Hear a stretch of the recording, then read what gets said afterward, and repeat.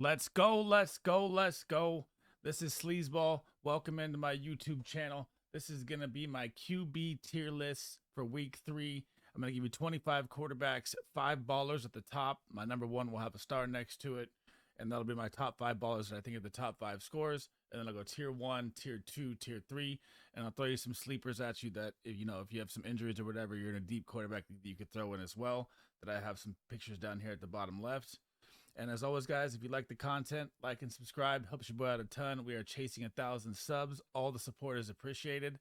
And let's start balling, baby. Let's dive into it here.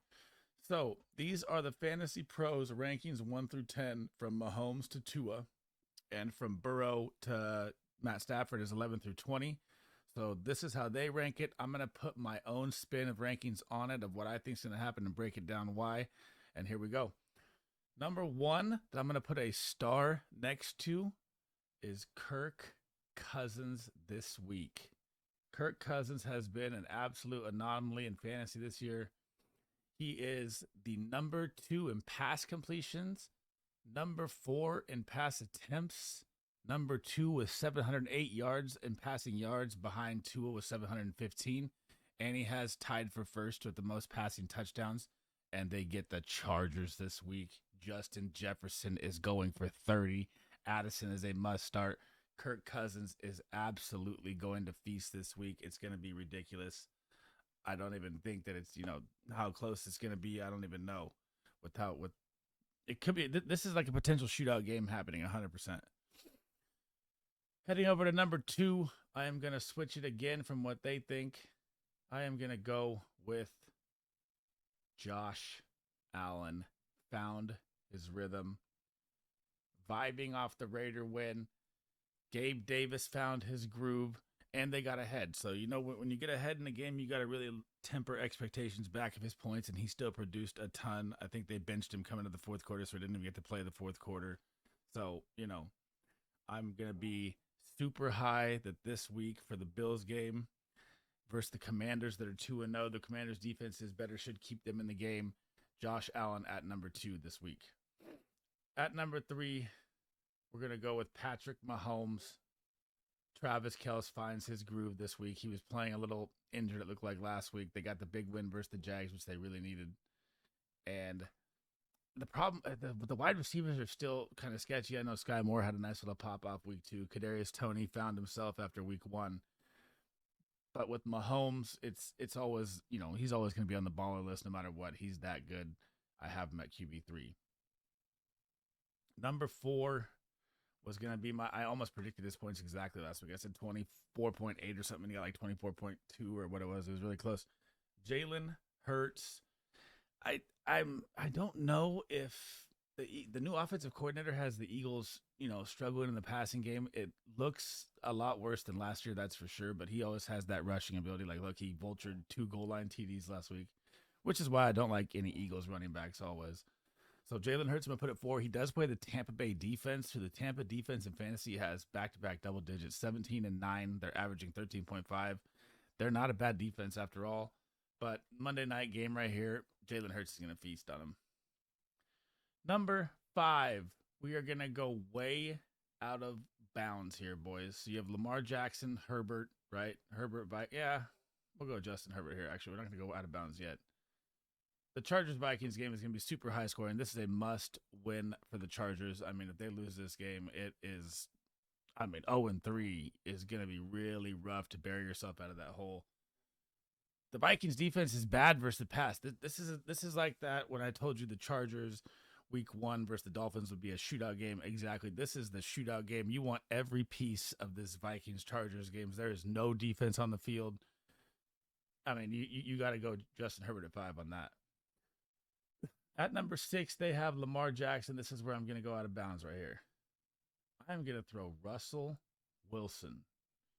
And I know he got a Hail Mary to save his, fantasy day with a monster scoring at the end with that 80-yard Hail Mary.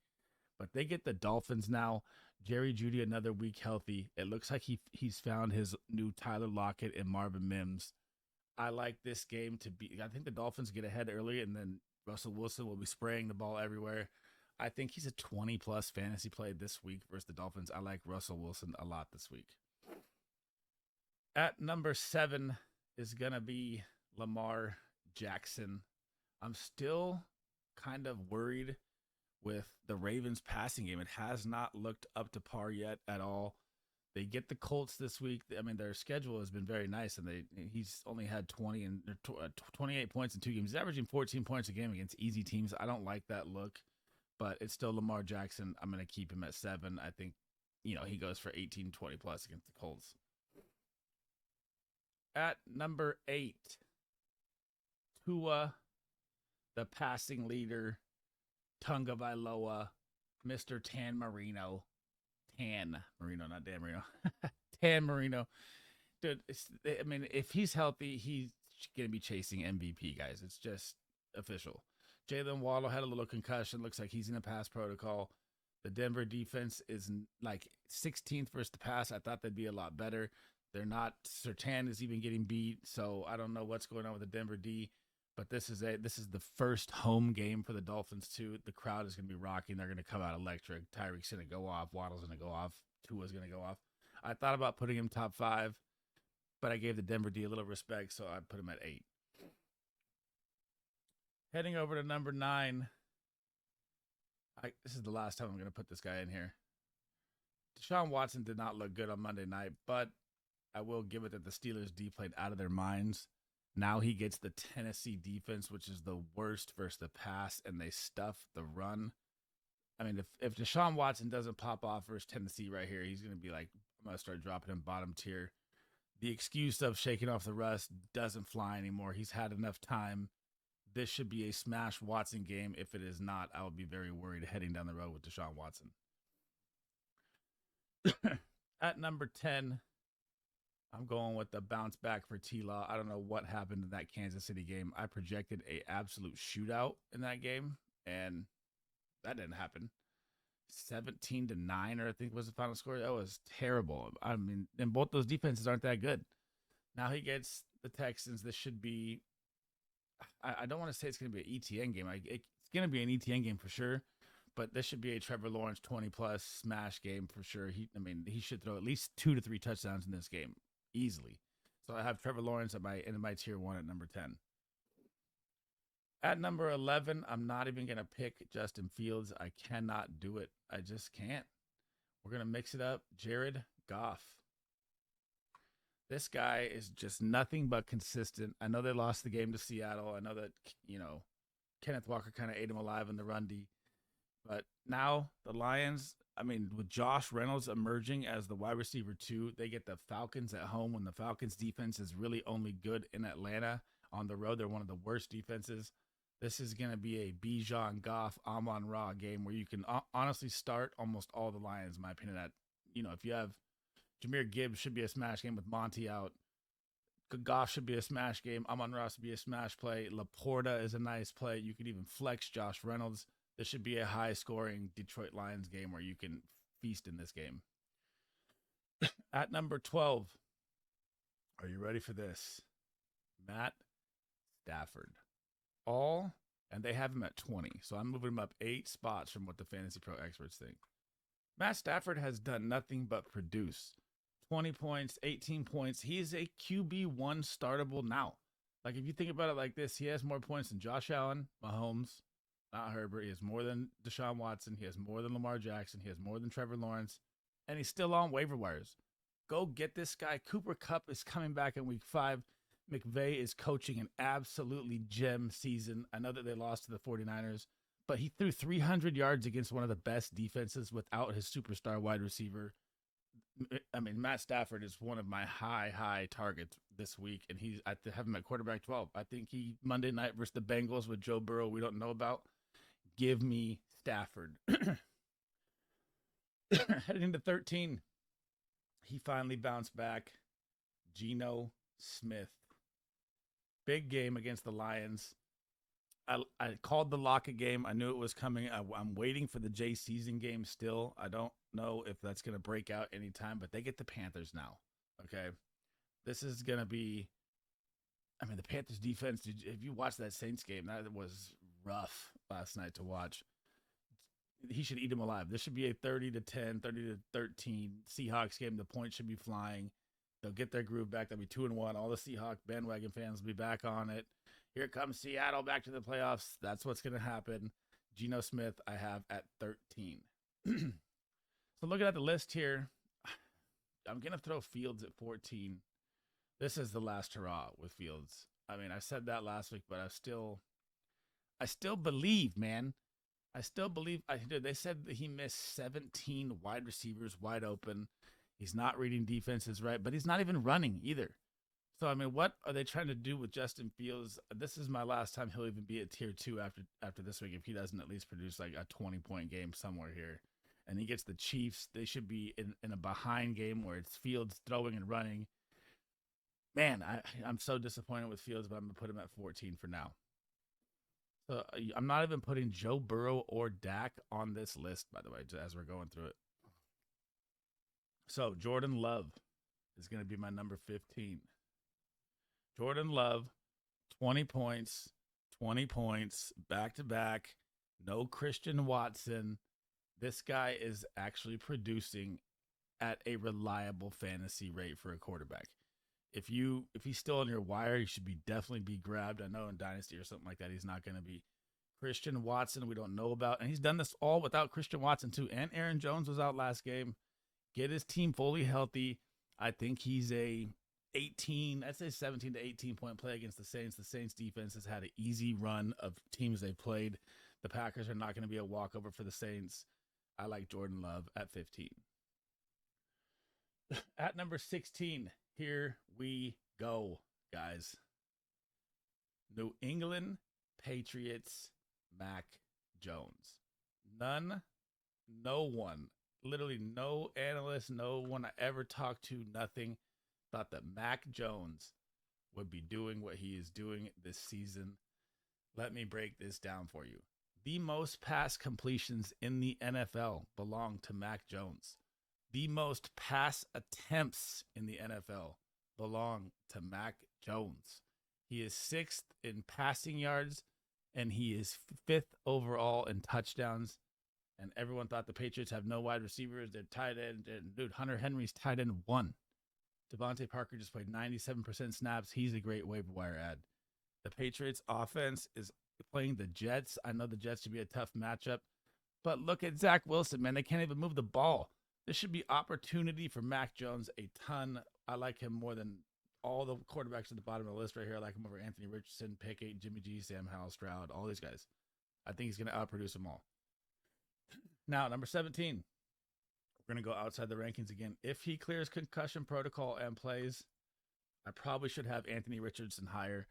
Like I said in my previous video of the QB tiers, I was wrong. Anthony Richardson looks like the guy. His running ability is through the roof. He's just got to stop taking these hits. Man, I said it at like halftime of the game. I was like, he's taking too many hits. He's going to get knocked out. And boom, concussion, knocked out. I know it was on a touchdown run too, but even in the game, if you watch him, he's still taking hits that are just absolutely dumb. When he can get down, I know he's a big body, but it's not college, bro. You're in the NFL. These are big boys. Hit the floor, man. Number 18 is going to be Dak Prescott. I'm really low on Dak this week. If you have Dak, you should be tempering your expectations or looking for the waiver wire. They're playing the Cardinals. This game is going to get out of hand so fast that Dak is not even going to get to play. I mean, I have like tempered expectations on CeeDee Lamb and Tony Pollard. Like if they don't score early, I mean, I bet Tony Pollard's still like 10 plus floor, and maybe CD, same thing, but they're not going to get a full workload game. You're going to see more Deuce Vaughn, Rico Dowdle. You're going to see all these other guys. I mean, the Cardinals are about to get mopped out the building. Dak Prescott, I have 18, but I really, really don't like Dak this week. Number 19, I would put him higher, but he just doesn't look the same. I mean, Joe Burrow. He had the calf strain at the end of the game. He was using the calf roller on the sideline, like massaging his calf. He just doesn't look healthy. Looked like he was rushed back too soon. If he plays and they get the Rams and he's healthy, good to go, I could say tier 2, but he's got to show me something. I mean, he does not look like the smoking Joe Burrow of old. And Jamar Chase has done nothing. These guys got to wake up now or their season's going to be over before it started. If they go 0-3 and lose to the Rams, it might be start selling everybody. That's literally what I'm gonna start thinking here if it happens. So I hope the Bengals get Joe Burrow back and play this game and get this dub. But man, it's looking rough. At number 20, the old reliable Brock Purdy. I know he didn't throw a touchdown last week, got the win. Dude, the Rams actually played really tough. I was impressed at how McVay coached against Shanahan. That was for sure. But the weapons around him, I should have put Brock like over Dak and Joe Burrow, but their names put him up there. Brock isn't at that status yet. When you have Debo and you have Kittle and you have an Ayuk, you're going to make a tier every week if you're the starting quarterback, which he is. So I like Brock.